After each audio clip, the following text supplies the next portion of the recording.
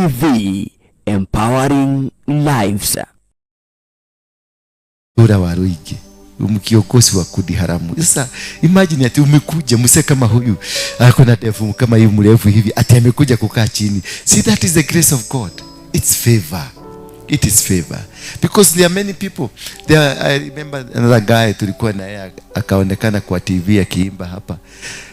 Pastor fulani, na ni pastor rafiki yangu. Pastor nakujaka hapa na anakuja ananiita mtumishi wa Mungu, wewe ni mmwagiliwa wa mafuta, wewe utaenda bali. Aliita huyo jamaa kamuuliza, nilikuona kwa video ya Dora Waruigi. Akamwambia ndio. Akamuuliza, unafanya nini huku? Na huyo mtu hajaiokoka. Akamuuliza, huyo mtu, unajua huyo mtu ni wa Mungiki? Akamwambia, hata mimi nakuanga wa Mungiki. Tulikuwa na yeye hapa. Alafu aliona huyo mtumishi wapi? Hapa. Na mtumishi alikuja akanisifia venye unajitiria maguta. Ule demo radhime. Ule agodie konene. Mtumishi huyo anapigia mtu kama huyo anamuuliza, "Ni nini ulikuwa unafanya huko?" Ilibidi nikamwambia record. Aliporekodi venye ameongea akanikamwambia nitumie. Na mimi nikatumia yeye. Nasikia sasa ameingia mashimo, hataki kujulikana mahali yako, maana amesikia Dora amekasirika. Na najua Dora nakataga kichwa. Bwana Yesu asifiwe sana. That is life that we face every day. That's challenges that we face every day, but they are good. And those kind of challenges zinakuja kwa sababu ya destinies. It is very important to understand what is your destiny, because a destiny is predetermined at the time of conception. When did you get lost? You got lost when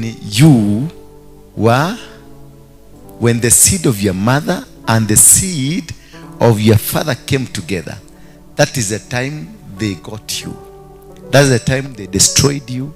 That is the time the stars, the destiny killers, they identified you. And that is where you see God had to preserve Jeremiah and tell Jeremiah, before you were born, I knew you. Before your father and your mother came together, I knew you. And that is why I have come to say that I anointed you, I set you apart, and I consecrated you. So you are not an ordinary person.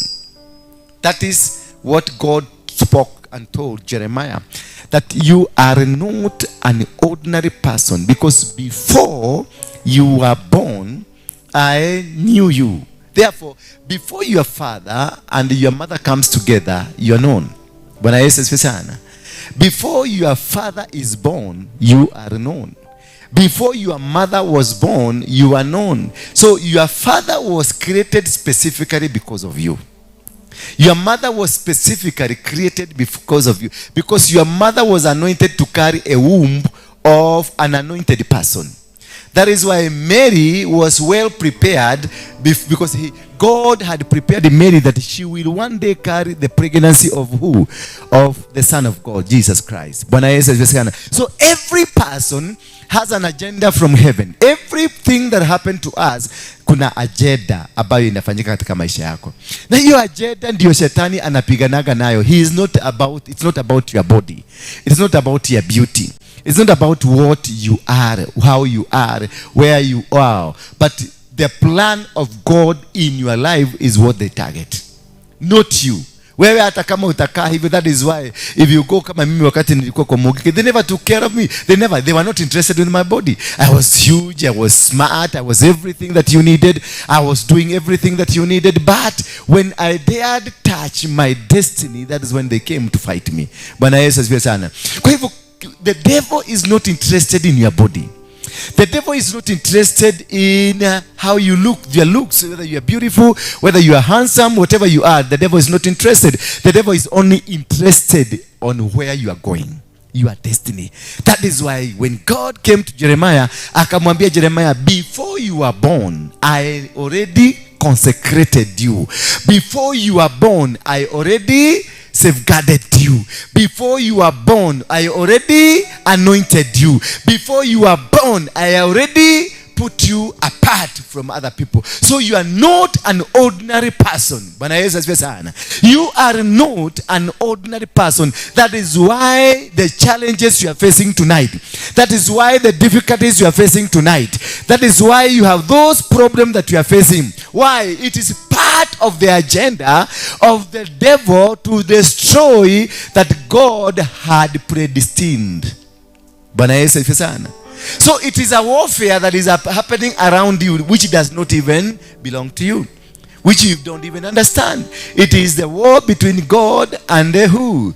Lucifer, because both of them, they are trying to control you because there is a future that God has for you. The same time, because the devil knows that there is a future that God has for you, the devil will try to kill that future so that whatever God planned you to become does not become successful. Bwana Yesu asifiwe sana. I hope you're understanding that. You're understanding. And that's why I normally tell you about the spirit of witchcraft. Or the spirit of, let's look at it from the witchcraft angle. That things that happen in our life that is of witchcraft, because most of us think that witchcraft is black magic, witchcraft is blue magic, or whatever magic you talk about. But witchcraft is barely not what you think. Witchcraft is completely something different. Black magic is a component of what you think. Black magic is is just but a vehicle that drives you there. But the greatest witch of your life is yourself. Did you know that? You are the greatest witch, and nobody here is not a witch. So don't try to pretend that I am a good one. Nyinyi wote ni wachawi. Bwana Yesu asifiwe sana. Mimi pia ni mchawi. So what is the concept ya uchawi? What is uchawi? Uchawi ni nini? Ndio understand what is the concept. Toa hiyo kofia yako baba. Ni nini umeficha huko ndani? Wow. Na umetengeneza vizuri. Lakini sasa hii inakaa kama sasa wewe ni demu, si ndio? Mama yako hakukulea sana, hamkukaa na mama yako sana. That's why you are trying to find an identity. Mwanaume wote ukiona ameshuka nywele si kupenda kwake. Hakulelewa na mzazi wa mama vizuri. Yaani hakupata ile maisha ya kukaa na mama vizuri. Kwa hivyo unaona anajaribu kuji-identify, anajaribu kutafuta identity. Ukiona amedunga masikio, ukiona ameanza kufanya amtaka kutembea, unaona anatembea kastaili kako, si ati ni mbaya, ni mzuri. Lakini kuna kakitu alikosa. Na hiyo kakitu alikosa kalikuwa kababa, akaenda sana upande wa nani? Wa mama. Sasa alienda upande wa mama, akakuta story yake yote, life yako imigi umekaa na wasichana sana, si ndio? Si ndio? Yeah, that's a problem, because that is how hiyo ndio amekuwa nayo. Amekuwa na hiyo life ya wasichana. So hakuna kitu kingine anajua sana. Anajua kushuka nywele, anajua kujipaka manukato vizuri, anajua kukaa msumate, anajua kutembea style nyingine hivi mzuri, because that is all what amekuwa akijua. Hajakupata mwanaume wa kumwambia wewe stop that what you are doing. Umeona? Because there is that voice of a man. A voice of man controls and makes things come the way they are supposed to be. So you can't blame him kwa sababu nywele imekaa hivi. It is because kuna kitu amekosa. There is an ingredient of a man in him yenye hana. Na sasa wewe kama uncle, you are the one to produce this gentleman akwe mwanaume. Yani is a man, lakini ile mgurumo, ile nguvu ya mwanaume, ile ya kukaa kusema this is kama mwanaume umweke, because hana ako na hii migi iko pande hii migi. Sasa na wewe umweke, anahitaji tu kama 2% ya hiyo. Ukimweka hiyo basi unaona ana shoot and he will be the best. Nipatie microphone hiyo nyingine. He will be the best man because this guy is very smart. This guy you seeing here is very smart. Na wasichana msianze sasa kusema ati apostle alisema wewe ni smart. Unajua nyinyi wasichana na nyinyi mnaonanga kitu kikianza kusemekana ni msuri, na nyinyi yote mnafanya nini? Mnakuja kukisifia. Ati mnataka kusaidia apostle kusifia hiyo kitu. Hapana. Bwana Yesu asifiwe sana. Mami, just relax. Hapa tulikuja. Hapa ni kwa komada. Umesikia? Hapa si kwa pastor. Hapa ni kwa nani? Kwa komada. Na uko na mtu anakaa kijeshi. Si kukaa kama umenyeshewa na kama kakuku, kaa kama jeshi. Hapa tunakuja kliniki ya kumaliza shida zetu zote. Everybody huyu, mtu kama huyu ni mvutaji wa bagi wa zamani. Lakini simena ameibisha nyimbo mzuri hapa. Si ndio? Mtu kama huyu ni mtu ako na vituko zake. Kila mtu hapa. Kila mtu wacha nikwambie, huyu mama akakufungulia mdomo yake. Akupatie story yake. Utaona yako ni shadow. Yeah. All of us here we have challenges. Tough ones. But these challenges are not meant to destroy you. They are meant to make us better, to make us better, strong, and wonderful. Bwana Yesu asifiwe sana. So that is why I like the Wednesday service. It is a discussion, not a preaching. A discussion. Because najuaga nyinyi ni watu wa kutoka makanisa ingine, mumekuja wapi? Kurekebishwa. Ndio mrudi Sade na museme mlikuwa hakuna mahali mlikuwa mumeenda. Sasa ndio kwa maana mko mahali wapi? Kwa sababu hamwezi kutaka. Unaona hata unaona kamera unaangalia kwingine kwa sababu hutaki pastor yako akuone ulikuwa wapi? Uko town kanisa ingine. Bwana Yesu asifiwe sana. Hello. Kama namna gani? Sasa unajua mama hapa nameona amejiona pale akaona akili zikamwambia pastor amekuona. Sasa Sade kanisa ya hapa ya Wednesday ni ya wakora wa kanisa ingine ndio wanakujaga hapa. Kuja salimia watu. Hii Wednesday yetu ni ya mohe microphone. Wetagwo atia? Wagashi. Wagashi wao.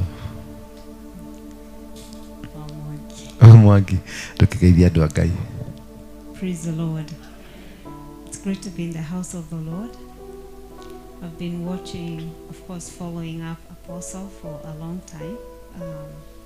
And I'm blessed to be here. No mo hakaige kinyire kigogona ine. Yes. Na wewe kwali. Uikara hako. You've been following me from where? From Nyandarua. I live in Phoenix, Arizona. And I teach and train people on mental health. Wow. Do I look like I'm normal? You are. Kabisa. Do you look like mama? Does she look like she's normal? She's good. She's good. Yes. Be cheerful, woman. Furahia Mungu. You are good. Wakilali? About a week ago. Yeah. Nikilaturehe kuma Arizona. I came to teach. You came to teach? Yeah, I came to teach and to spend time with family. Can I sit down? Of course, you don't want to sit down. Can I you teach us? Okay, what do you want to be taught? What will just come out of your mind? Yeah? I will. You will? I absolutely. Thank you. Okay. Yeah. Can I use your Bible? Is this not my Bible? It is it's a holy Bible. Come and use it. All right, praise the Lord. Okay, let's go to Ephesians chapter 4. Be anxious for nothing. Mefungua? Yes, mutiki higure Bible.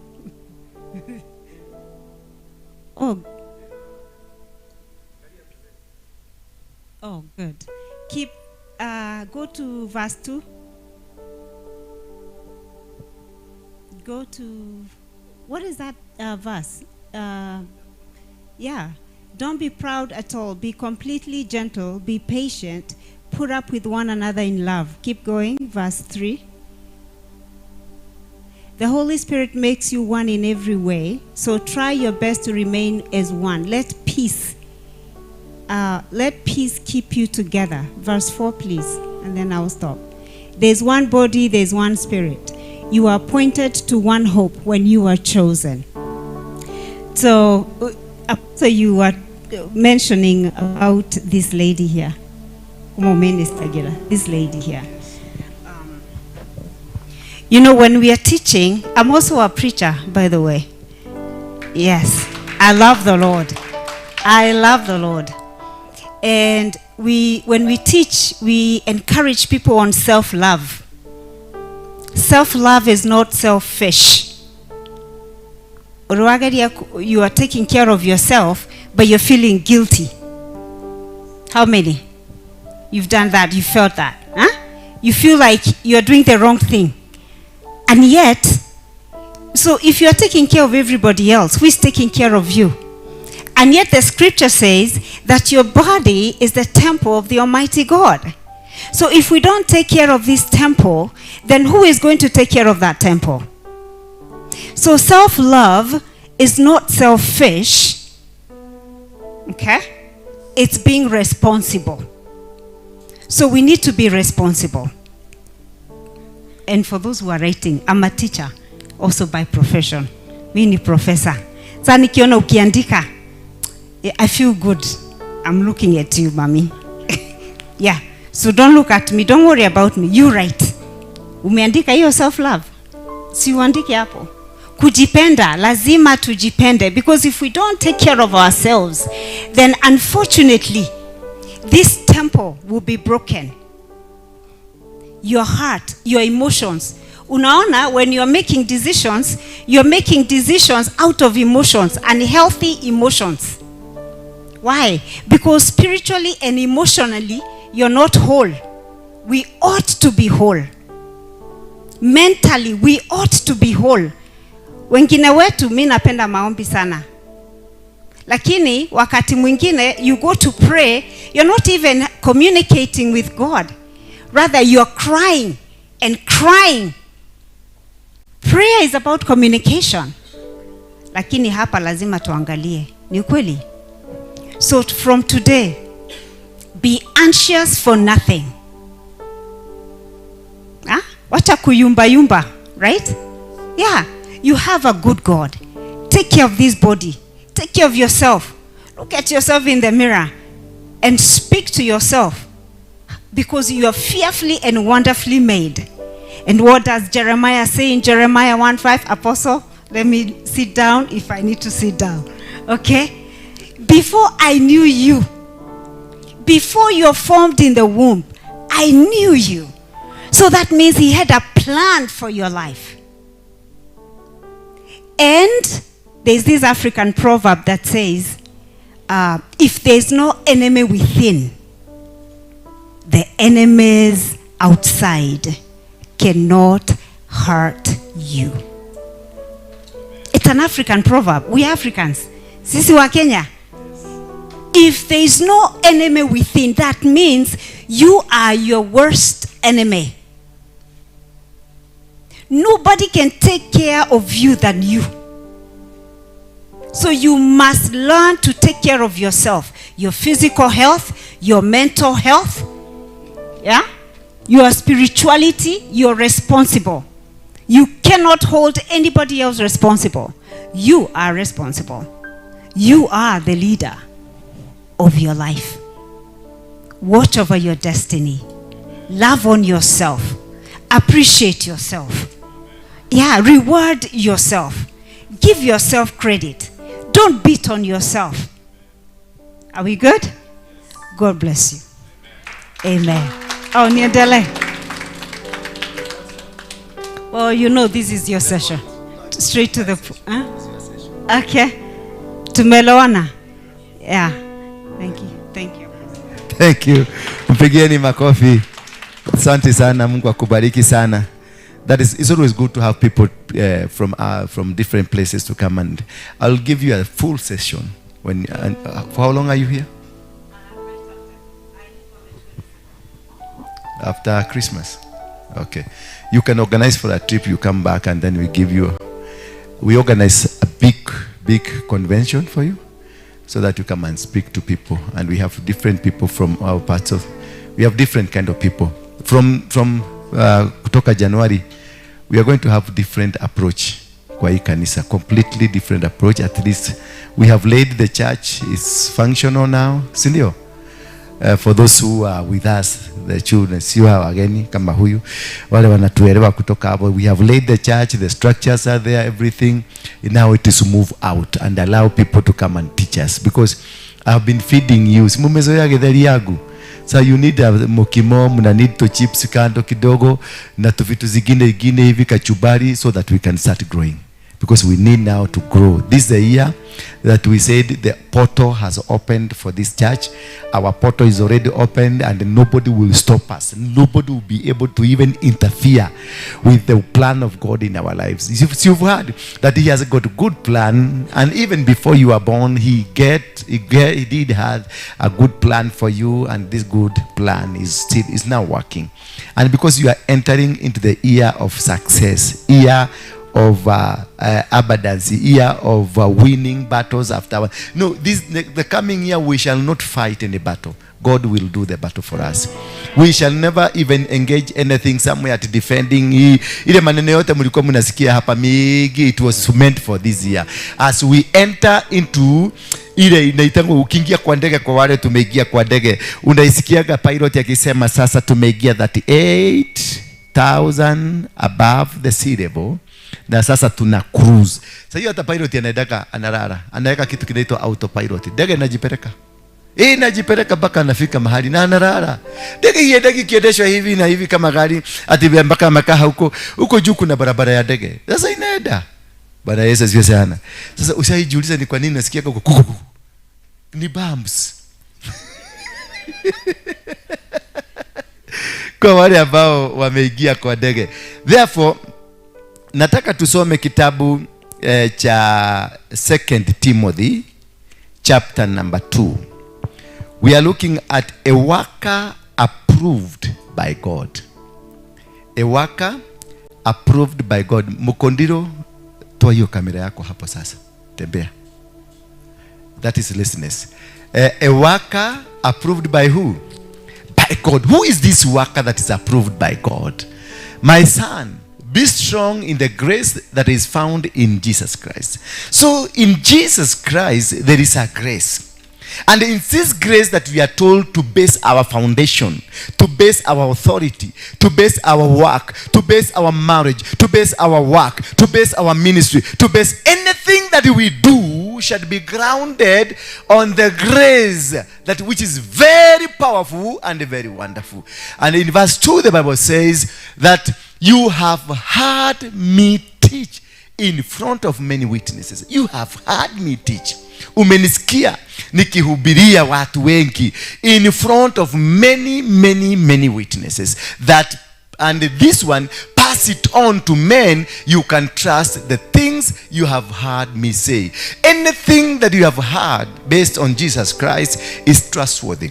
It is something that you need to build your capacity. That is why when unafika mahali unaona ni kama life has come to an end, it is because your foundation is not founded on the trust of Jesus, is not founded on the foundation that Jesus has created for you. Because Jesus says, I came because so that I can elevate you, I can remove you from the positions that you are, from the condemnations that you are in, from the curses that you are in, from the witchcraft that you are in, from the forces of darkness that you are in, such that because my blood will cleanse you. They will try to reject you, but my blood will still stick you back. They will try to fight you, but my blood will still now regain you back, because it is about bringing you back to the covenant of God. Because the blood of Jesus is about regaining you back to the covenant of God, the initial covenant of God that God said, I will forever be with you. I'll never forsake you nor leave you. Even if you be in the shadow of death, a valley of death, still I will walk with you, because God has a covenant. And this covenant, God will never forsake you, will never betray you. He will walk you. Therefore, coming of Jesus was to make you regain the dominion of mankind, the relationship that God created. Therefore, when you mention the name of Jesus, as we said, the name has power. As you mention the name of Jesus and the blood of Jesus Christ, whatever that has been spoken to you in your mind, that this is your failure, or this is what is going to kill you, or this is what is going to destroy you, whatever they said against you, when you mention the blood of Jesus, when you mention the name of Jesus, everything turns around, because when you mention the name of Jesus, it brings back the covenant that I will never forsake you nor leave you. Bwana Yesu asifiwe sana. Because it is all about the covenant between you and God, that I will never forsake you nor leave you. If God has a promise over your life that he will never forsake you, he will never leave you, and even if you get into the valley of death, he is still going to be with you. He will still going to walk with you. He is going to live up according to the what he promised, because God is a promise keeper. God is a way maker. God makes way where there is no way. He keeps every promise. Whatever he said about you, it has to be fulfilled in due time, not in your time, in due time. What is in due time? In due time, it is in the time of God, not in your time. Most of us, we come and we pray here together. I lay a hand on you and I tell you, God has said this is going to happen to you, and then you go starting, oh, I'm waiting. And this, some people call me, wananipigia simu wananiambia nimeamka asubuhi na bado maneno haijabadilika. Sasa Bwana Yesu ikakaa jioni kidogo, apostle ni maudu matire maragira iko lito hire. Ikakaa jioni sasa saa 1 usiku, apostle nita makama uda matire maragira ko lito hire tete dako hoero muthi uyu maudu macio meko hiane ko muthi uyu. Some of the things they do happen there and there. Some will take some 2 hours, some will take 3 hours, some will take 1 week, some will take 1 month, some will take years. Bwana Yesu asifiwe sana. Some will take years. It is all about the altar that speak in your life. It is all about what is blocking you, and for how long has it blocked you. How long is it? The Bible says in the book of Jeremiah, but don't change. Wacha tu usiweke hiyo Jeremiah, because already tumeiweka sahi. Ya kwamba before you were born, God knew you.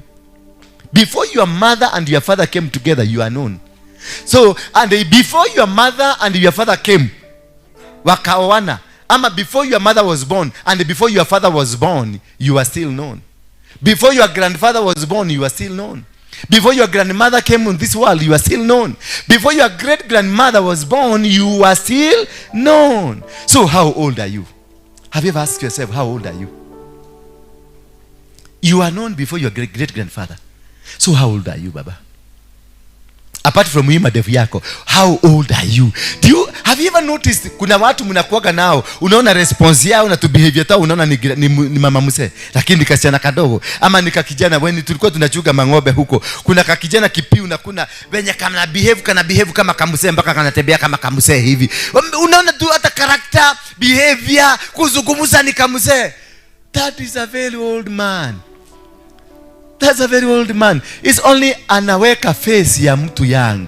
Mami, maybe you are 800 years old. That is why you are not able to keep up with the man that you have. I'm not saying that you have a problem with your man. But most of our marriages nyingine zimeanguka. Kwa nini? Because you are dealing with a woman who is older than you. Lakini kwa kitabulisho umemwacha na 15 years. Lakini in the real sense, in the spiritual sense, huyu mwanamke ako na miaka 900, wewe uko na miaka 500. Sasa nani yako na experience? Alafu unaanza kumwambia wewe pita hapa, wewe pita hapa. Na alikuja duniani kabla yako. Anajua dunia vizuri kukuliko. Ukioa mtu kwanza muachunguze vizuri, chunguza historia yao. Ndio kwa maana kwa Kikuyu zamani ni wazee walikuwa wanatafutia mkijana bibi, wanasema kwa ngania kukwena modo, because they had an understanding of the background. So that's why mama yako bado wako intact na baba yako. Na ukiuliza mama yako hakutongoswa, mama yako ni kuambiwa aliambiwa sasa unaenda kwa fulani. Na wewe kako ulipelekwa kakula madasi, umekula turugi, umekula baka miraa. Ukimjaribu kupepelezwa akili ikuje. Umepepelezwa kwa kila kitu umekula. Alafu marriage hata ikurasti miezi 2. Bwana Yesu asifiwe sana. Lakini mama ni kuambiwa aliambiwa, na kijana akaambiwa kwa fulani. Na hiyo inakuwa ni hivyo. Na inakuwa baka sahi mama yangu alikuwa anaenda kupeleka kisiagi uga. Baka sahi hajairudi kwao. Bwana Yesu asifiwe sana. Wakati walienda kutoa dawa, kitu ya kwanza baba yangu aliitishwa ni uga. Walikasirika, alipigwa faini kubwa sana. Maana kule walilala siku 2 bila chakula. Na unakumbuka visiagi ya siku hiyo, ni kule walikuwa naenda mpaka Machakos Mugu. Anapanga siku 3 ya kwenda na siku 3 ya kurudi. Alafu mama na baba alikuwa na huko, akanyakuliwa akaenda kabisa mpaka wa leo. Ila mama kitu mnakuaga nayo kinajaiwa, nasema goko dike Jerobu na akuraga agakoro akenjagwo bui. Ndio goko dike Jerobu. Unajua hiyo phrase. So therefore, it is very important for us to understand what kind of a person you are. Because what kind of a person you are brings what kind of a purpose that God has in for you. Because if you don't know yourself, then you cannot succeed. When the Rastafari, Bob Marley was singing this song that emancipate yourself from mental slavery because none but yourself can free your mind. Bana Yesu asifiwe sana. Because it is you who personally, wewe ndio umejiweka. Witchcraft cannot be invited by anybody apart from you. Altars cannot be invited in your life apart from what? From you. Because even if your mother is under an influence of an altar that speaks in your life, you will be involved to give a license for it to operate in you. They will have to. When you did, for example, most of you, I can see nyinyi wa mama wazee, at some point you are virgin, wa mama, sindio?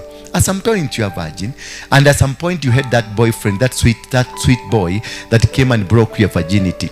And once you broke that virginity, where there was blood, isn't it? Yeah?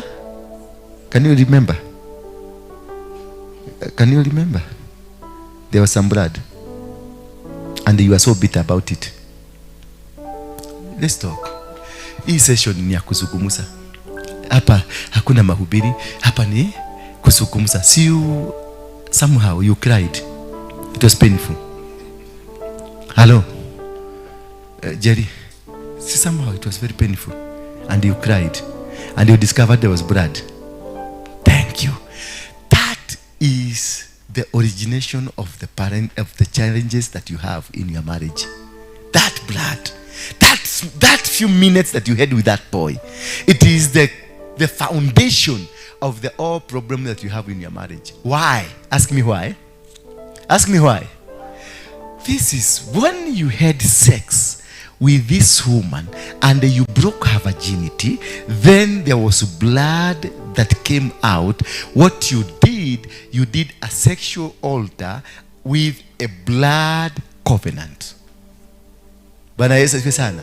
You raised a sexual altar that had a blood of a human being as a winnow, as a covenant. Therefore, what did you do when you raised that sexual altar that had a blood covenant? You made a permanent decision that this is my wife.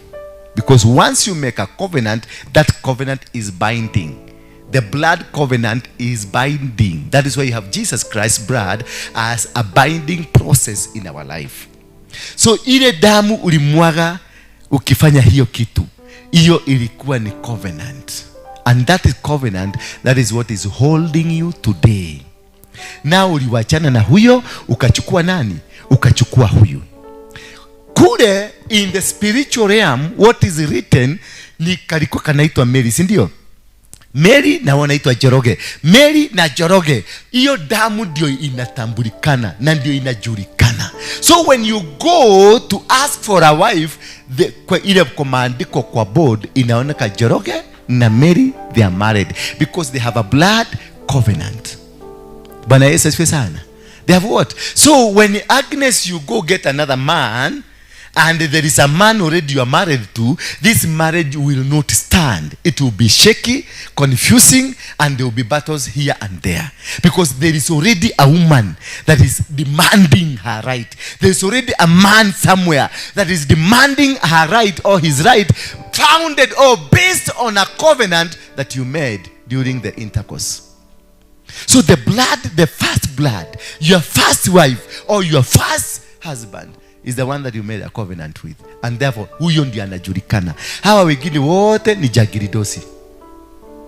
Hawa wengine wote ni majagiri tu kwa maisha yako. Hata wewe ni jagiri kwa maisha ya mtu. Lakini yule ambaye ameandikika kule ni huyo mtu. Huyo ambaye mlimwaga damu yake. Hebu inua mkono kama kuna damu ilimwagika mahali. Inua tu mkono kama kuna damu ya mtu ilimwagika. Sasa huyo mtu mnakuaga naye?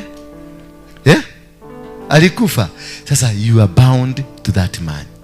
Ulishafanya kitu ya kujitenganisha naye? Bado. Sasa ulienda ukachukua mwanaume mwingine, mkasema yes, I do. Na mkainua mikono, yes I do. Yule akiwa kwa shimo anaangalia tu, anasema yes do, but you will never have peace in your marriage. Bwana Yesu asifiwe sana. And this is what is costing our marriages. This is what is costing whatever you are doing. Shida zetu zote, they are revolved around that process. Until you are able to go and understand that, and then go back to the altar of God and break that covenant, break that altar, you are still bound. Wewe ni bibi ya wenyewe, uko na mwanamume mwingine. Sasa tukisema sisi wote ni majagiri, tutakuwa tumekosea kweli? Including myself. Of course. Hatutakosea. Sasa hebu jamaa, umevuja tugapi? Umevuja tugapi? Umevuja kama tugapi? You are a polygamous man. Tied by the blood, not by the mouth, tied by the blood. Hii ingine tunafanya ni tied by the government of Kenya pale Sheria House na karatasi. Hiyo ndio imetushikanisha na pasa kukuja hapa in time of crisis, in times of what, in times of this. Lakini sasa unasema in time ya shida na in times of happiness nitaendelea kuishi na huyu, lakini kumbuka huyu mtu umeshikanisha mtu wa wenyewe. Kwa hivyo hata vumilia. Hata vumilia. Bwana Yesu asifiwe sana. Ndio unaonaga mapasta ambaye anaelewa kile kitu anafanya, anakuulizaga, umewahi kuguswa? Anasema hapana. Wewe umewahi kugusana? Hapana. Sasa anajua hawa hii marriage itadumu, maana is an original marriage. Wakienda ile covenant watatengeneza itadumu. Lakini sasa Jerry nachukua Jerry na miaka 50 nani na miaka 50 niguo uenda kujira Jerry avujete marriage cigana kite maundu maigana joke utonyitithania na Jerry ni maundu maigana maikira gwakwa na nini matumia maigana maikira gwake yani tugakorwo nyumbeo ene arume 15 na matumia 35 to nie dekere mundu ndio kwa nyumba mwena atumia 35 na arume igana 50 people in one house. Niambie ukitoboa hiyo marriage, you are going nowhere. Utangangana mpaka nakuja apostle. Niendile na kehiko, ni kama niko na harusi, ni kama sina. Ni kama niko ndani ya ndoa, ni kama sina. Of course you will never find it, because the man owner of you is crying. Sasa yule mwenye alikubreak virginity, naye marriage yake imefeli kule, amefeli. Ameenda kwa Harrison Ng'ang'a, ameenda ameinua dhabihu. Wewe uko hapa nimekuoa. Ameenda ameinua nini? Dhabihu kwa Harrison Ng'ang'a. Amepata bego huko. Akaambia Mungu, baada ya kufundishwa akajua the right man in your life ni yule ambaye mlifanya covenant naye, na most likely ndio yule anafaa kurudi nyumbani kwa ubavu, ndio nilo paru. Ukiunderstand that we don't ask for wives, we don't pray for wives, we pray for ribs. Urudishwe kule ulitoka, urudi home. Lakini if everybody is a wife here, are you not a wife material? Are you not a wife material? Are you not a wife material? Are you not a wife material? Everybody here is a wife. If you ask wife, they will be picked. Yeke nige kuoyona kirero hadu aliko. Na tiki wife gyaku. Bwana Yesu asifiwe sana. Tiki robaru gyaku gego kakeje gogothe. Ndio unaonaga bomba zingine ziko na problem. Wacha nikwambie. Hii kitu isiporudi ile ilikuwa ya hapa, irudi venye panyelikatwa, inaletaga shida kubwa. Na hii shida inakuwaga hivi. Sasa tuseme amka kuja tu. Uko na bwana anatuangalia kwa TV. Usiende kuchapa makofi. Sasa tuseme hiki mimi ndio nilikatwa, si ndio nilivujwa. Na kabavu kangu kametoshana hivi ni kadogo hivi. Ndio ulikuja ukatengenezwa. Ulitengenezwa na kamatirio kametoshana aje? Hivi.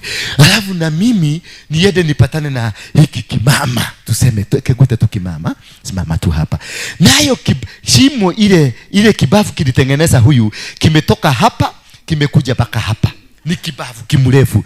Sasa wewe ambaye utoka kwangu, mimi ubafu wangu, huyu mama na ubafu yake mrefu amekuja, tumependana na yeye. So ubafu ikirudi hapa ya huyu ni mrefu, itakuja mpaka wapi?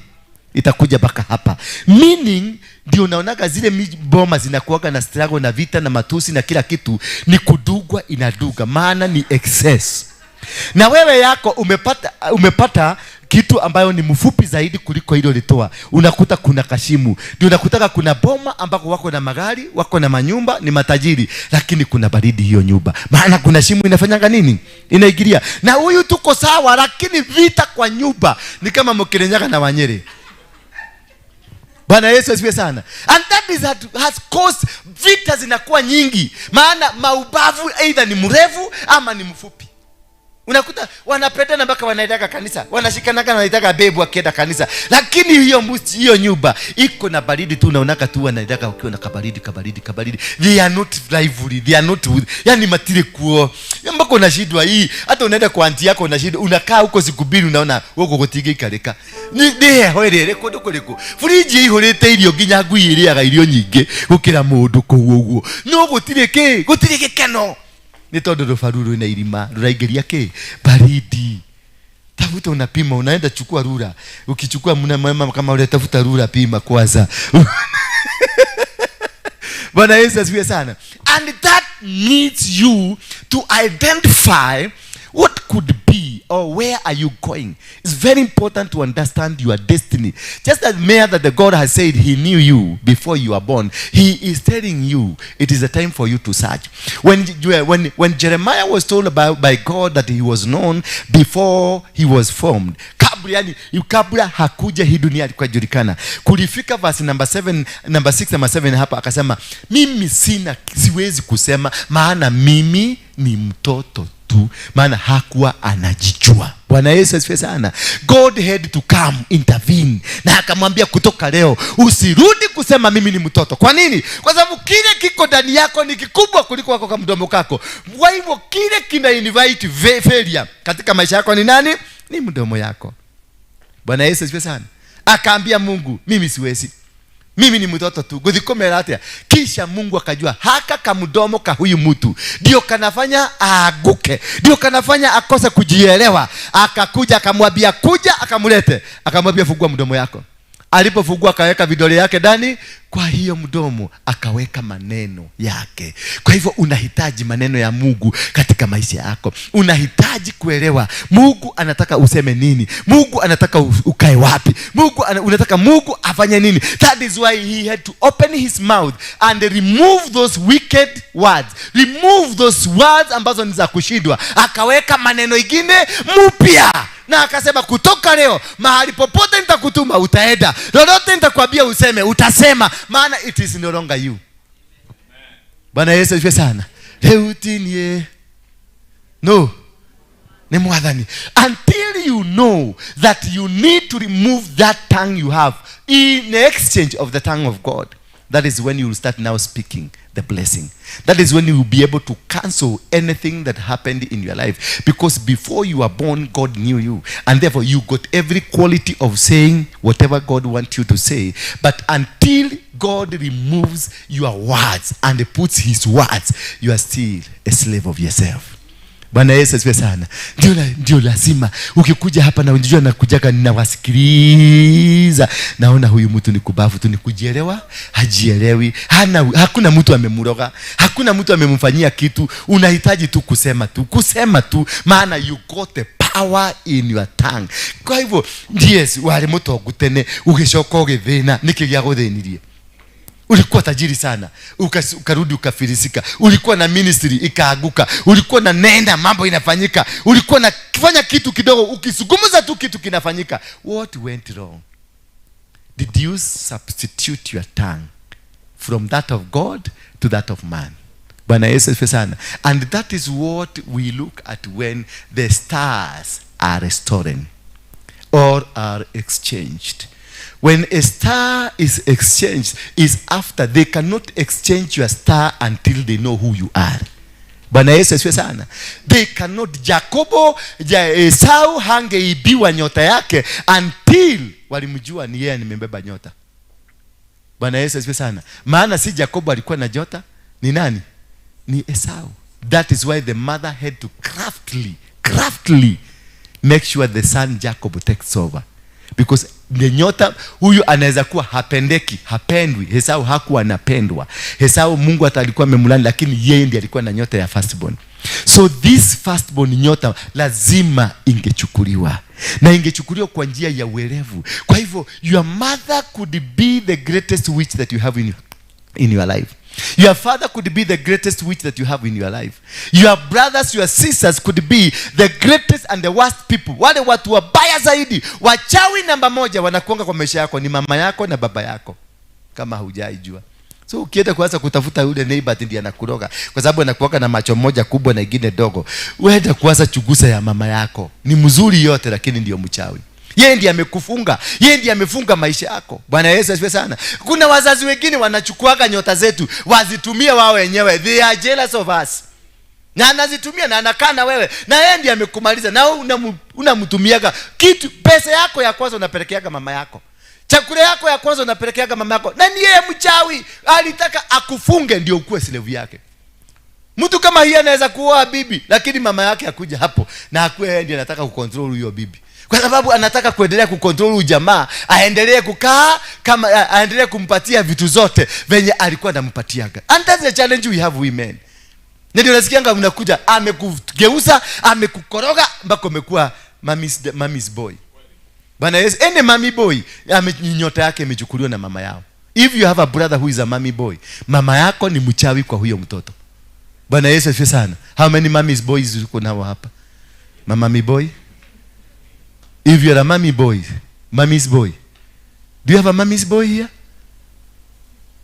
We don't have, but I can see 3. I can see 3 or 4 here.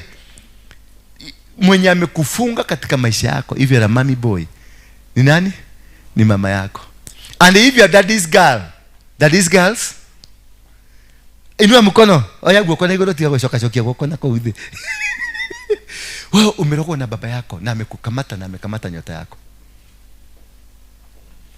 That is where hata hauna heshima kwa bwana yako, because akikukoka tu unasema anadiaruma nete gwito gitadagia kwa keleo mpaka na hiyo ya gosi.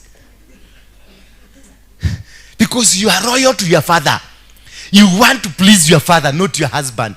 You want to please your father at the expense of your marriage, at the expense of your future. Because your father is not your future. Your husband is your future. Your wife is your future, not your mother. Bwana Yesu asifiwe sana. And you will discover many things that you do in life zinakuanga zina hiccups because you have substituted your dignity for somebody. Mama yako amechukua nyota yako na ameificha, anaitumianga. Baba yako alichukua nyota yako akaificha, anaitumianga. Sasa wewe unataka huko kizunguka kwa waganga, unazungukanga kwa watu ukijaribu kutafuta solution, kumbe mama yako ndiye alikuroga. Kumbe hata wengine siwacha hata mommy's boy. Kuna mama tu, my own mother, anaweza kukuchukia tu for nothing. Umekuwa blessed na mtoto anapenda ni yule ameitwa baba yake. Si mnajua kinaendaka hivyo? Yule mtoto ameitwa baba yake ndio. Alafu sasa wewe ni wa 6 ni wa 7 na huko nyuma hata hujaitwa brother yake, hata hujaitwa nini, hata kwa sababu majina ya baba iliisha, majina ya kwao iliisha, ukaitwa jina ya kitu na huko. Alafu ukakuja ukabarikiwa. Wewe ndio unaingia huko na magari. Wewe ndio unaingia na kila kitu. Unakuta mama anakwambia kwani huwezi kubuka si ukubukage brother zako? Si ati ni brother zake tukubukage, ni ule mtoto ameitwa baba yake anataka umkubuke na anataka ukate na katikati umupatie. Sasa wewe ni mwanaume unajidwa ni ndio uko magena modoro mioliogi. Bwana Yesu asifiwe sana. And those are challenges that we have in family. Those are the challenges that controls and manipulate us in our families. They make us struggle, they make us not move into the direction that God would want us to be. And unakuta siblings, unakuta watoto wanapigana, unakuta watoto hawa hawasikilizani. Bomo unakuta watoto wale wameitwa kwa kina mama wanafikiria hivi, na watoto wale wanaitwa kwa kina baba. Hata unakuta kuna distinction. Wale wote wanaitwa kwa kina baba wote ni maskini, wale wameitwa kwa kina mama wote ni nini? Kwa sababu kuna nyota ziliibiwa hapo katikati. Ni mama yako alikuzaa lakini hakupendi. Ni baba yako alikuzaa lakini anaangaliaga kitoto hivi kwa sababu kimeitwa kwa kina bibi na amekasirishwa na bibi na kionaka naona kiubwa. Na mzee akitoa matamshi ya kusema wewe takataka wewe kwenda tau. Tie. Amekumaliza. Those words from the father, they are so powerful. Zimekumaliza. You don't need to be atuambie maneno wewe bure. Hivyo tu wewe bure sana wewe. Wewe sijui kama unaweza kusaidika. Amekumalizia. Na sasa unajua hautakuja kwa pastor kusema ati maisha ikikuwa gumu. Hautakuja kusema ati baba yako, maana hata hukubuki akisema hivyo. Hukubuki, it was a by the way. Lakini alifuka maisha yako na kufuri kapi? Pili. Sasa wewe unangangana huko unakuja kwa apostle. Unaenda wapi? Unang'ang'ana, unapanda, unashuka, unapanda, unashuka, unapanda. Nothing is happening. And you are with your father. Kwa mnaendaka na your father kila mahali. Maana alikuvuka akakufanya slave yake. Mnaendaka na mama yako kila mahali. Maana alikuvuka na akakufanya slave yake. Hata mkienda maombi, mnaendaka na yeye. Mkienda mahali, mnaendaka. Lakini you don't know the padlock that has locked you with your mother. Bwana Yesu asifiwe sana.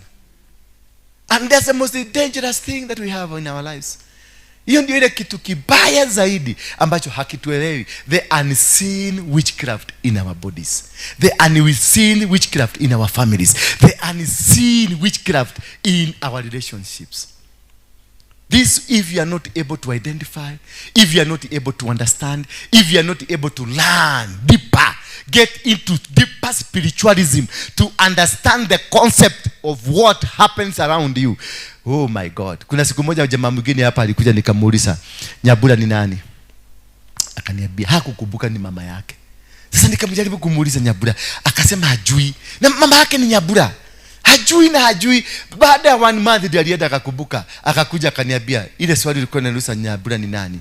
Kwa sababu nilimwambia Nyabura ndiye amekuroga. Kumbe Mungu naye alitaka kumfuga asielewe ni nani, ndio aende akajidhugude na kule. Akajidhuguda.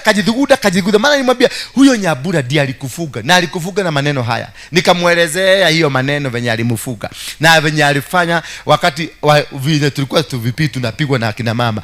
Alipigwa na akapigwa na akafugwa na leso na akamwambia nimekufuga maisha yako yote. Utaisubua mtu mwingine. Hivyo ni mama yake alimwambia. Benda kalikuwa unajua katoto tusubufu kama mimi nilikuwa katoto kasubufu sana. Mbaya, kitu baya. Mama yangu na siku moja alikuwa anafikiria kunirusha ndani ya chakula niive nikuliwe kama chakula. Ni venye nilikuwa msubufu, baya, kitu baya. Kipi, na hiki kiagano. Eti omonyo naga deke muda te doktoro daka de hadisamu. Deki dokiuru. Teko dona na uruwe. Atena ni gogweli dageria. Bwana Yesu asifiwe sana. Nilikuwa kitu baya. Sasa huyu mzee wakati alikuja after 1 month akakuja. Sasa unamwangalia ujue ni nani? Si yeye. Aiwe. Si yeye. Sasa mama yako akakuja. Sasa wakati tulikuwa tunangangana na yeye, tukangangana na yeye. Sasa huyu mzee ambako alikuja nikamwambia hapa, Nyabura. Sasa after 1 month alikuja. Akaniambia nilikumbuka. Ni nani? Akaniambia by the way, ni mama yangu. Nikamuuliza sasa mnangani? Hata nilienda wakati nilijua nilienda nikamuuliza kuna kitu umenifuga nayo. Sasa wakaanza kuongea mastori. Akamwambia jokingly, akamwambia venye alikuwa mtudu, alikuwa mtu mbaya, alikuwa na mchapa. Mpaka kuna siku baba yake akiwa hapa akasema, "Wewe ulifuga huyu mtoto na leso na ukasema hakuna mahali ameenda umemfuga." Okay, akajua kumbe mama yangu ndio mchawi. Na huyo jamaa ameenda kwa Ezekiel, ameenda kwa Kakade, mpaka kwa TB Joshua alikuwa ameenda. Kumbe mama yake ndio kufugua yeye. Akanipigia simu nikamwambia abie mama yako maneno haya. Akuapie. Enda tu straight umwambie Johora mami wetu.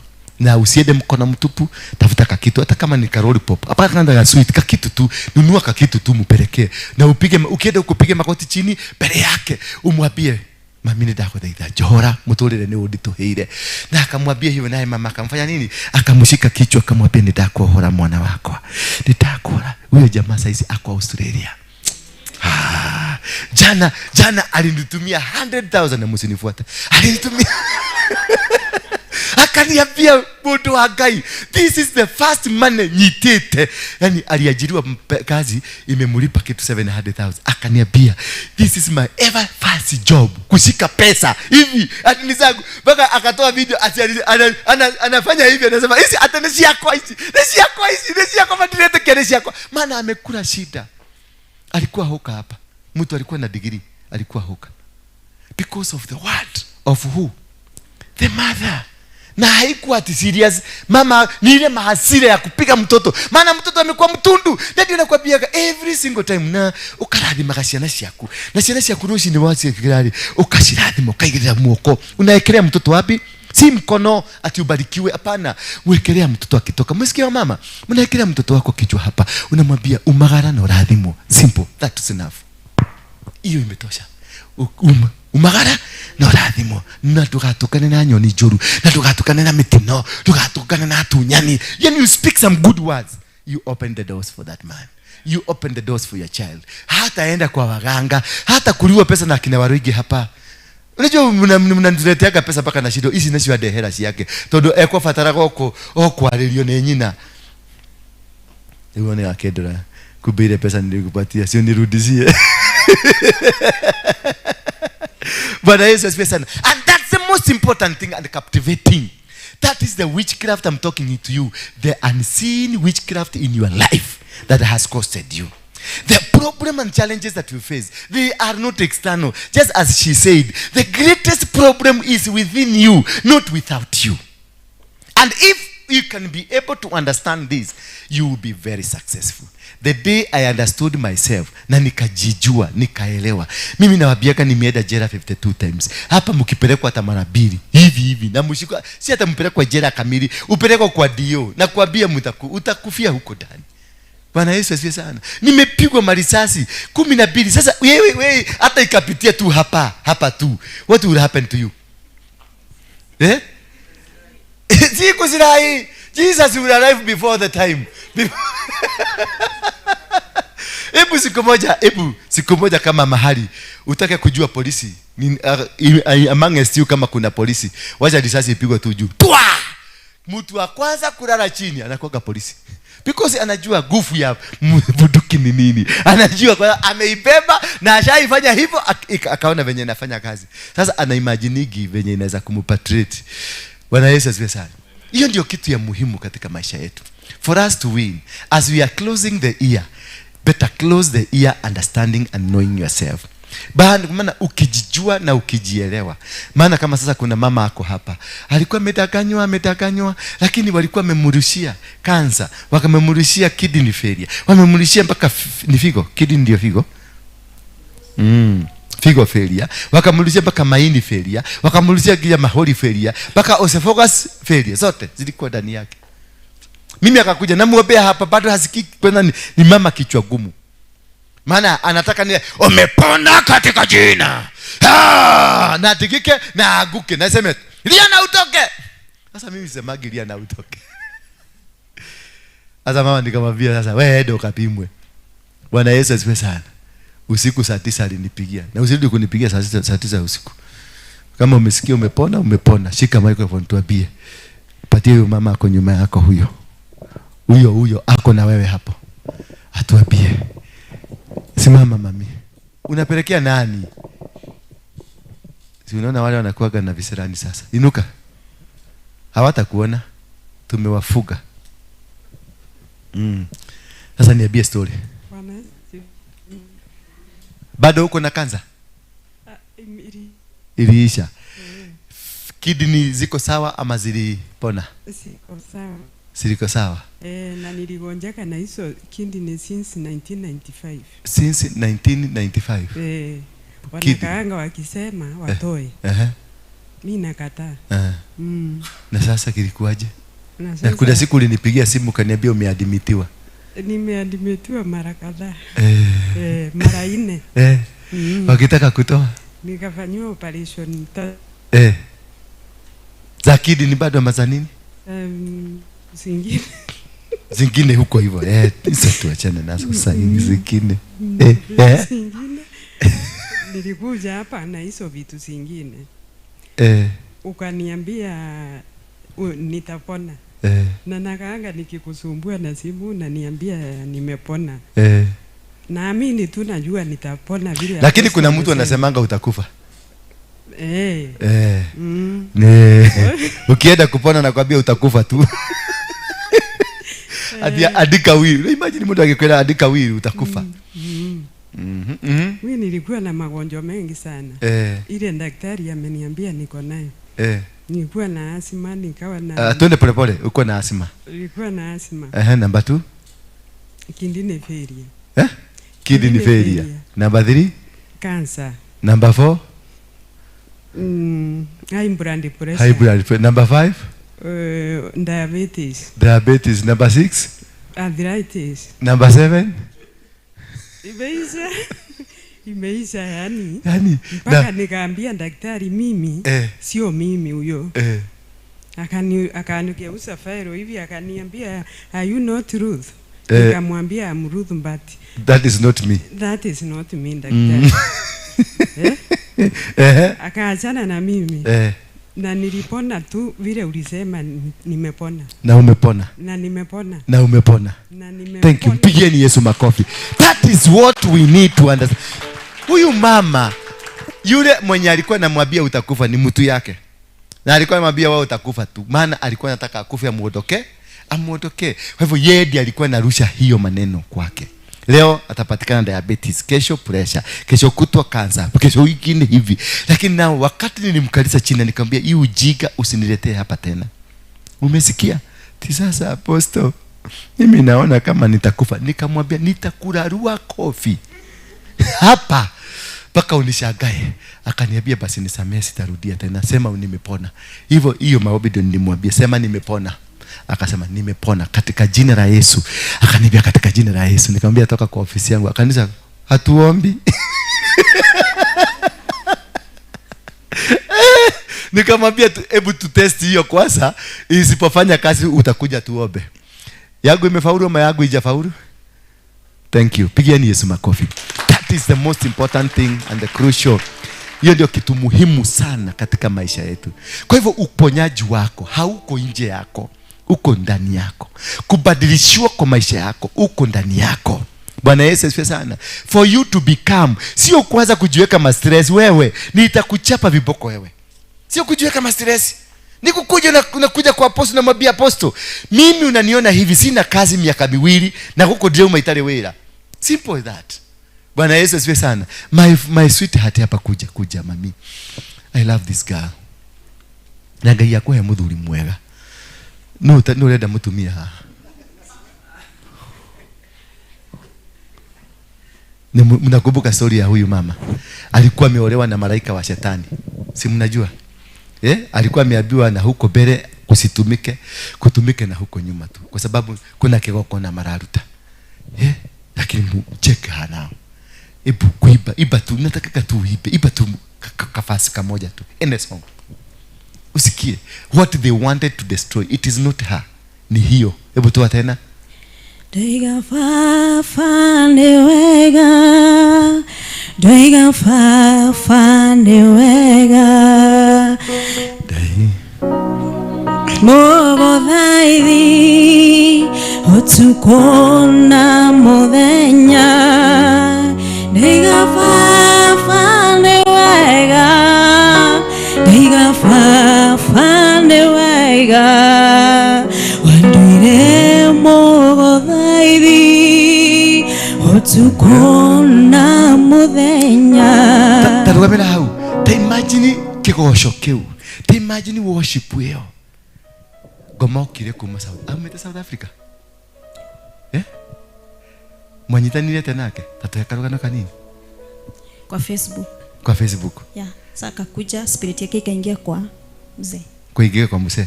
Alafu sasa ilikuwa inatawala ikiwa kwa mzee. Ilikuwa inatawala wewe kwa mzee. Yeah. Mzee anakwambiaje? Okay, tu usiogope. Sasa alikuwa ananiambia kuna dhabihu na hizo dhabihu ni za Mungu. Na ni za upande wa nyuma, sio za mbele. Sasa nasikia ati ukomo nawe nani kaye mwarutira igogona. Na ni wapi? Niki kufanya hiyo kitu ya huko nyuma. Sasa ati ni Mungu mnatolea sincerely. Na they were able to convince her whatever they are doing is right. And she was convinced that she was doing for God because they knew she loves God. You see the trick? The trick is that they knew this lady loves God. So they never came with the language of the devil. Walikuja na language ya nani? Ya Mungu. So for you to be trapped, they don't trap you with what you don't like most. They will trap you with what you like because they knew this lady. Ukimtajia Mungu ataigia tu. Sasa ukatajia ukaambiwa dhabihu ndio hiyo. Na ukatoa dhabihu. Yeah. Na sasa kutoka hapo tukaendelea tu na Bwana. Yeah. Naye bwana yako alikuwa anatoa dhabihu? Kabisa. Alikuwa anatolea nani? Kutolewa, okay, alikuwa anasema ni za Mungu, alikuwa anatolea Mungu, lakini alikuwa na malaika wake. Malaika. Lakini hao malaika wakitaka kunitumia wanaingia ndani yake. Wanakuja wanakutumia wewe. Yeah, wananitumia. Lakini hao malaika walikuwa nalala na yeye. Physically. Yeah. Life. Yeah. Sasa unaona? Bwana yake ako na malaika wa biguni. Watu wametoka biguni. Nani malaika wangapi? Walikuwa 21. 21. One after the one, we anatoka, mwingine anatoka, mwingine anatoka, mwingine ai, hata huyu Mungu. Kimudhege kakiruturo wira. Bwana Yesu asifiwe sana. Si unasikia? But they never came to them in the name of the devil. They came to them in the name of who? Because they knew the lady loves God. So it's very important for you to understand when the attack is coming, it is not the way you think the attack comes. It is not the way you think this will come on to happen. They will come in a manner that you don't suspect. Kukakuaje? Sasa tukaendelea hivyo. Sasa huyo mtu mlionana kwa Facebook, is it a human being ama ni mtu alikuwa kwa Facebook? Huyo mtu mimi nilimjua kwa Facebook, lakini huyu wangu alikuwa anamjua live, lakini alikuwa anakataa kujitokelezea live kwangu mimi. Wewe mlikuwa mnaongea in the spiritual? Yeah, kwa mzee ama kwa messenger? Kwa messenger. Yeah. Mnaongea na yeye. Lakini sasa na mzee, lakini yeye anakuja anamjua live. Anaapia kwake live. Yeah. Wanakaa kwa nyumba yako live. Yeah. Ajua alikuwa ananiambia wewe huoni huyo, nikamwambia nani? Si yako karibu na wewe. Nikamwambia mimi simuoni. Yeah. Yani, no iwagu ya. Iwagu ya mundu ngi hakuina. Ya doge menyera.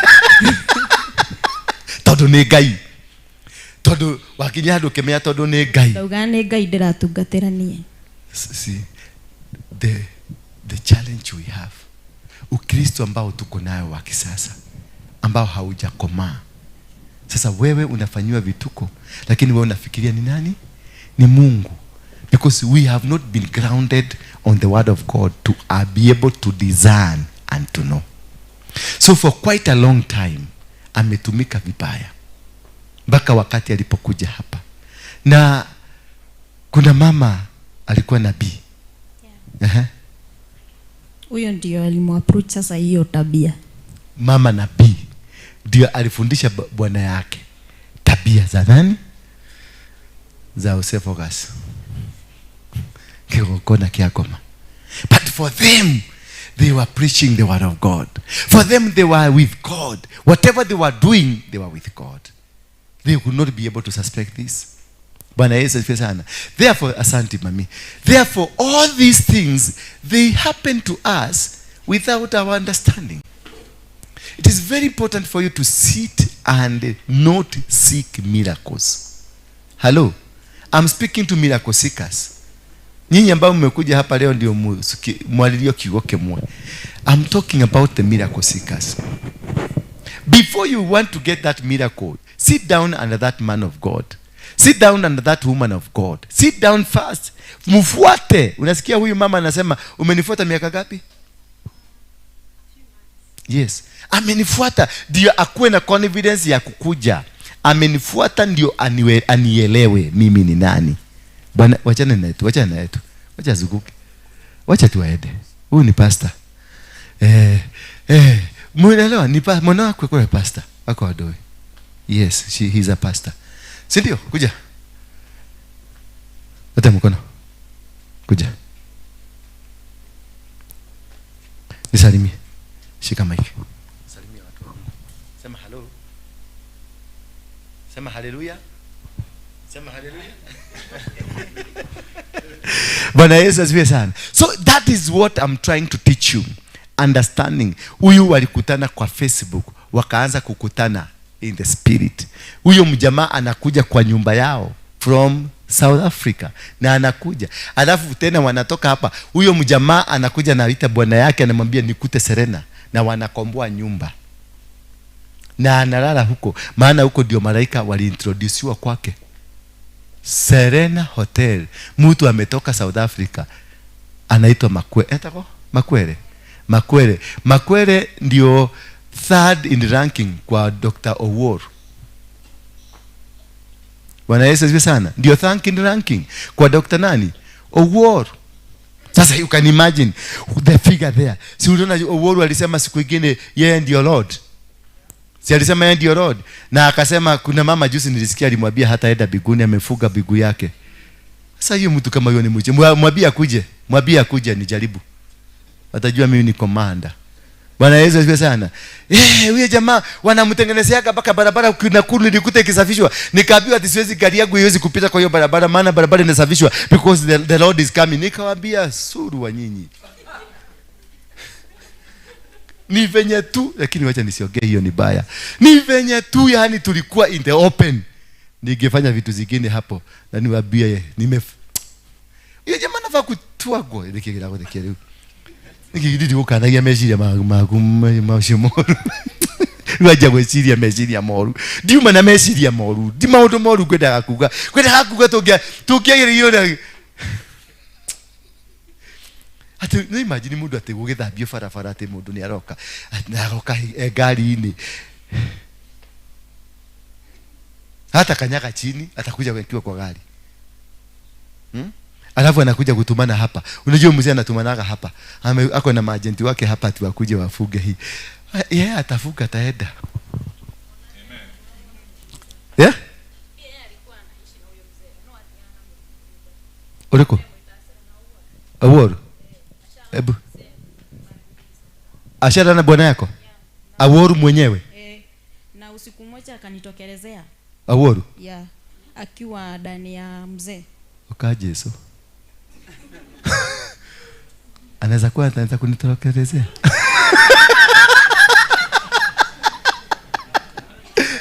Yaani bwana yako asha mara mingi sana. Ni Owuor? Yeah. Doctor. The Lord of the Lords. Yeah.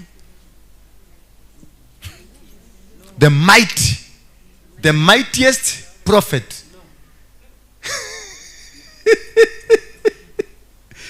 Thank you.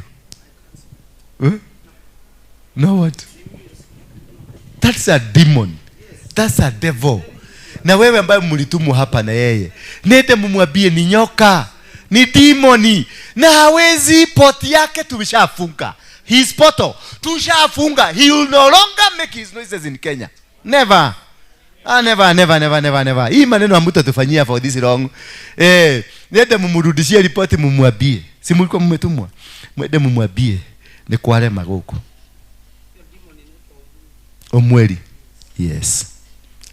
Ni siko nafikiria unaijua hivyo. Therefore it's very important for us. Ni vizuri na ni muhimu sana kuelewa maneno kama hiyo. When we expose these things, we expose them so that you can be able to see. Maybe you don't need prayers. Hauhitaji tima hoyo rafatara. Ni kuimenya tu. Just you understand yourself and know what is eating you. You just understand. Once you understand yourself, you will not have a problem, because once you understand yourself, you position yourself in the special places that God has placed you. Because God says in the book of Timothy that he got good plans. The good plan he has, not to destroy you, but to make you powerful. Not to destroy you, but to make you strong. Not to destroy you, but to make you a winner. Already you are a winner. Before you were born, he made you a winner. Before you were born, he made you successful. Before you were born, he made you to become a conqueror upon the nation. Because in the book of Zechariah 4:6, it is not by power nor by force, but by what? By the Spirit of God. We win the battles. We win and conquer everything. Bwana Yesu asifiwe sana. And that's very important for us, because time has really gone. Anataka kuacha hapo. Geni kwa mifuko sasa, mulete sadaka tuweke hapa, na mulete sadaka mzuri. Tunaelekea lakini kitu ya Christmas. Acha nisiogelele. Acha nisivugue mlango mwingine. I don't believe in Christmas, because on the 25th day Jesus was not born. Jesus was never born on 25th day. He was born in the month of March. Bwana Yesu asifiwe sana. So huyu nimesoma Biblia in the book of Jeremiah, nimeona ni katoto kanaitwa Tamuzi kalizaliwa. Tamuzi ni mtoto wa Nimrod na mama yake. Imagine kila muradi go celebrate we mami ndakoma nawe twashera mwana riu ucio ni wo celebrate go thi ngima. Nemoshare mwana mwagoyo. Nemoshare mwana mwagoyo. Nemoshare emotiu.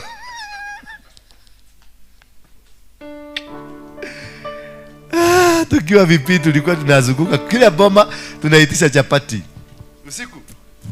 Yeah? You got it. What do you know about this? There's something making you now smile. You are not smiling before. Oh, I didn't know about the 25th of December. 25th of December, Jesus was not born.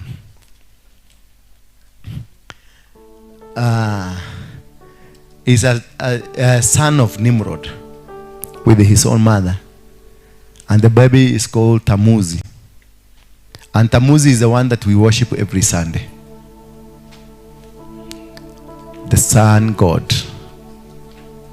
Tusimame tu kwa miguu yetu.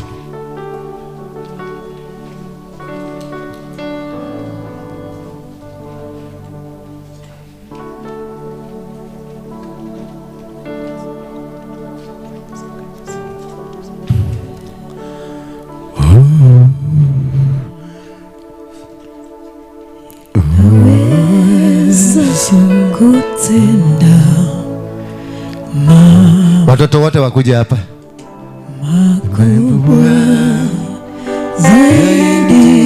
Simama hapo. Nipatie watoto wote hapa wakuja hapa. Kama kuna watoto nyumba hii, huyu mtoto kuna kitu anataka kusema. Kuna watoto? Okay, sawa. Kama hakuna is okay. Makubwa zaidi ya niomba, unaweza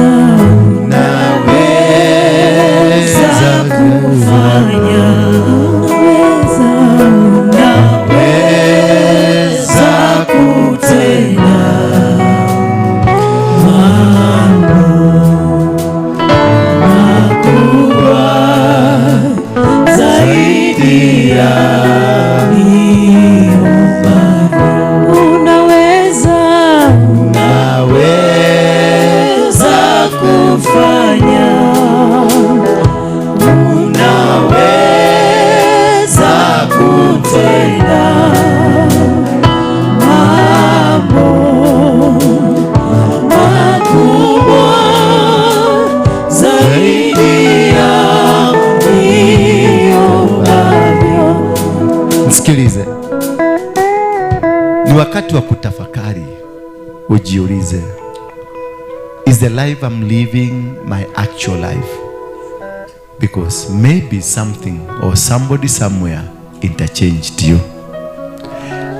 The time you are being born, the time you are conceived, could be something happened to your life and you are exchanged. You are not the original person you are.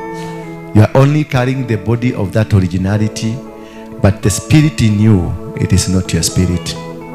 Children in school, we have seen them wakitolewa, akili yao ya kusoma inaibiwa na inachukuliwa, na nguo inabebwa, kitabu kinabebwa, and that is the end of it. Nataka utafakari sasa, because I want to put you into deeper prayer that you may recall. Unaweza kuitisha chochote ambacho walibadilisha that belongs to you, uitishe ikuje back to you, because the atmosphere, bingu imefunguka kwa ajili ya hiyo. Bingu imefunguka kwa ajili ya biashara yako ilibadilishwa. Bingu imefunguka kwa ajili ya huduma yako ilifungua. Bingu imefunguka kwa ajili ya ndoa yako. Bingu imefunguka kwa ajili ya kazi yako. The heavens are open. We are operating now in an open heaven. And as we are operating in an open heaven, God is going to bring restoration unto you.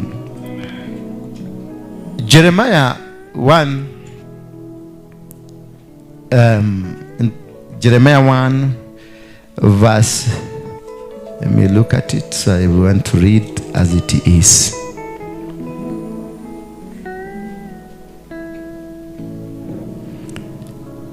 In verse 6 of Jeremiah verse 1, chapter number 1 verse 6, then I said, Aha, Lord God, behold, I do not know how to speak, for I am only a youth. But the Lord said to me, do not say I am only a youth, for to all whom I send you, you shall go. And whatever I command you, you shall speak. Bwana Yesu asifiwe sana. Jeremiah was trying to get into, alikuwa anataka kuingia kwenye mtego wa kujilaani. Alikuwa anataka kuingia kwenye mtego wa kujidunisha, lakini Mungu akamwambia usirudi kufanya hivi. Akamgeuzia mara moja. Huyo Mungu mwenye aligeuzia Jeremiah yuko mahali hapa leo.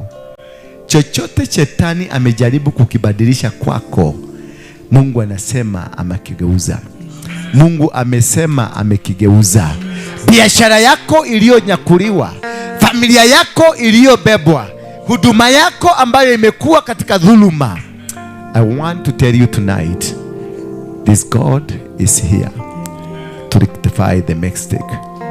They said you are not going to be successful. They said you are not going to win any battle, but today is your day. We are already operating in an open heaven, and the portals are open for you. It is all about you. I'm not going to pray for you. It is you got the mouth, because he told Jeremiah, do not say anymore.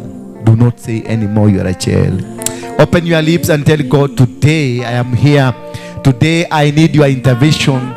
Today I need your blessing. Today I need you, Father. Today I need you to help me, to guide me, touch my mouth so that I can be able to speak that which is good. Do not be afraid of them. Tell God, I don't want to be afraid of them because they have been vicious. Wamekuwa wabaya. Open up your lips sasa. Fungua kitu kinywa chako. Mwambie, I want my originality. I want the original me. I want the original me. I want to serve. I want to serve in the kingdom.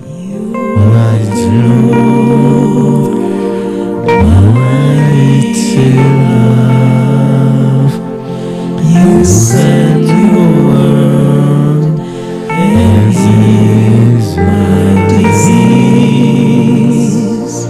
You are the Lord, my healer. May you be blessed.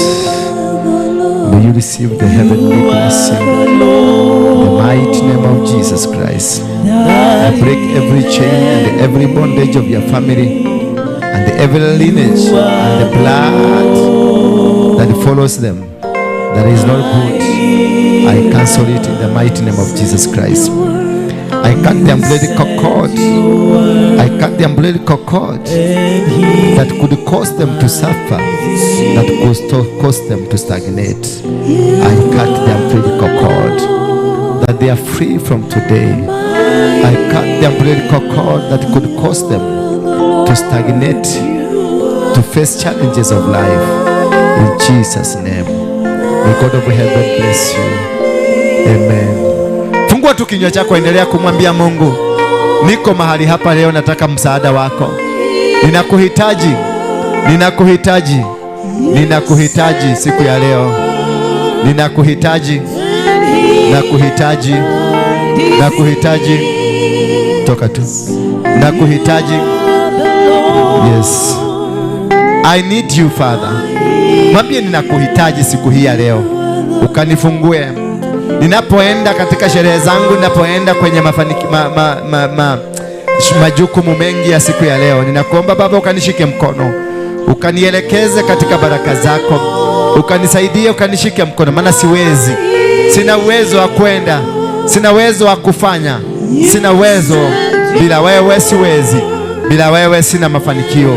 Bila wewe siwezi kufanikiwa. Bila wewe, bila wewe. You are the Lord, my healer. Ukiwa katika hali hiyo ya kuomba, ukalete sacrifice yako mbele. As you connect yourself with the heavenly, bring your sacrifice hapa kwenye mikono yangu.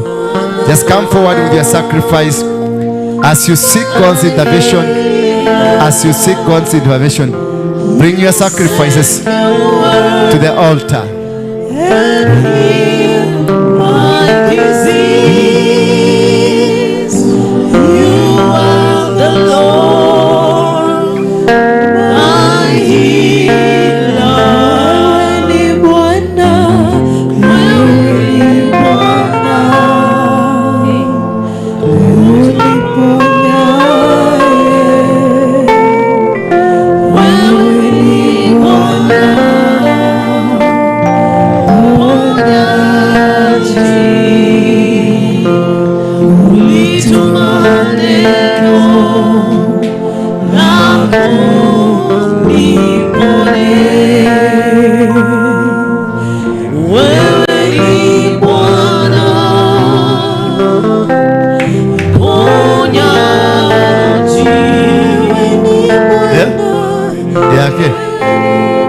ukejerera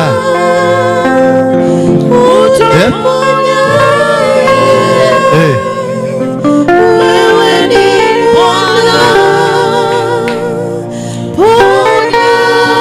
ponyaji, ulituma neno lako nipone.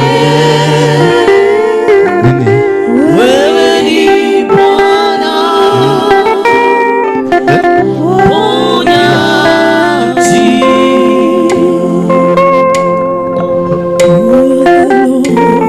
That he left me, you're the Lord, my healer. You send your word and healed my disease. Pick it up. Ndole hizi. You are the Lord, my healer.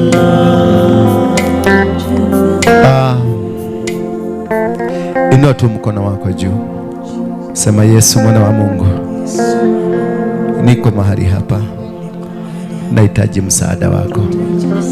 Nimejaribu kila kitu lakini imeshindikana. Nimegundua leo kupitia kwako nina ushindi, ushindi mkubwa wa kumaliza laana, wa kumaliza chuki, wa kumaliza limitations, wa kumaliza confusions. Na kutoka leo, Bwana, nakuhitaji. Badilisha maisha yangu, guza ulimi wangu, unene yaliyo yako, utende yaliyo yako katika maisha yangu. In Jesus name, I pray. Sema amen. Fungua kinywa chako sasa, ambia Mungu ni asante. Kama ungetaka kupanda, kama ungetaka kuvua viatu vyako, kama ungetaka kupanda, upande tu hapa chini. Talk to God and tell him what you want. Just kuja ujitetee tu hapa, piga magoti yako. Kama ukisikia unataka, just come here, move forward, ujeni hapa, vua viatu vyako, uingie kwenye zulia, mahali popote pale utaona ni pazuri na wewe. Just kneel down there, lie down there, speak to God. Mwambie Mungu, ninakuhitaji. Mwambie Mungu, nikumbuke kwa njia ya kipekee. Mwambie Mungu, nikumbuke, nahitaji unisaidie. Nahitaji msaada wako, nahitaji msaada wako. Keyboard, tusituache kuimba watu wa keyboard peke yake. Just I need keyboard only. Yeah.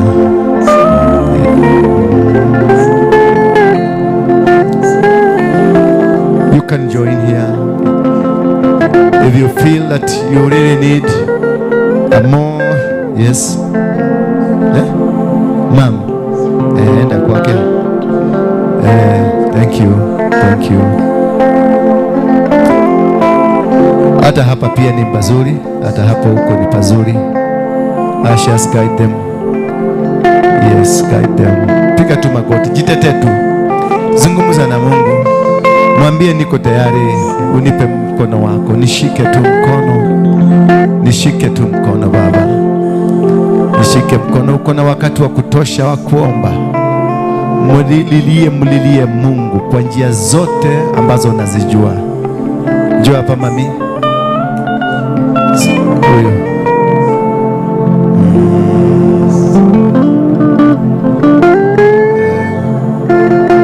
Njoo hapa hivi.